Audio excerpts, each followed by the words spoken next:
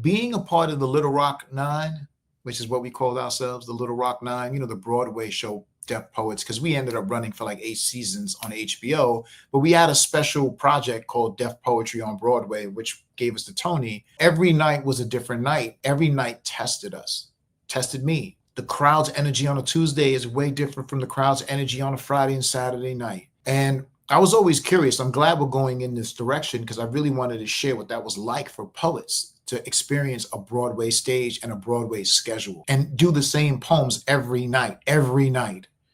That was hard, especially for poets, but I came from the theater background. So it was like, well, this is what we do, right? We just do the same show every night.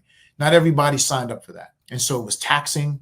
I think Georgia said eight shows a week. Yeah. And Georgia, and I could tell you, I could tell you everybody really won that Tony.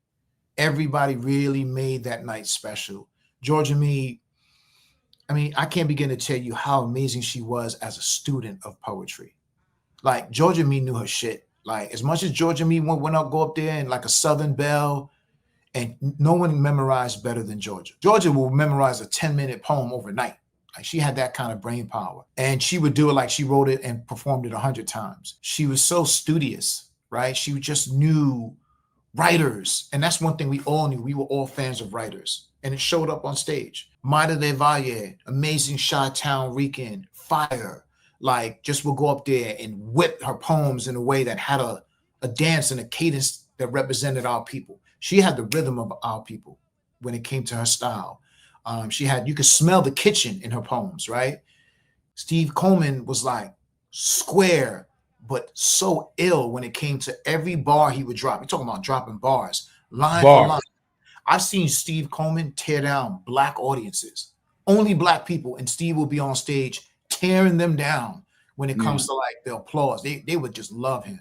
Steve would hide his like real deep bars in like the third kind of sentence.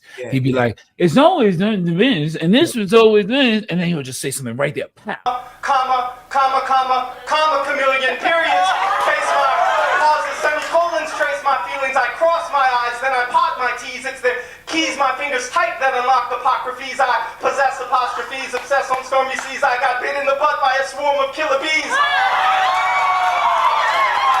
A lot of humor. He always smiled. He was never that serious because his work was, right? His words were serious, but his face was never that serious. Like he always kept a smile on his face and the seriousness, but his eyes were so bright and beautiful, man. I could tell you, I used to watch this every night.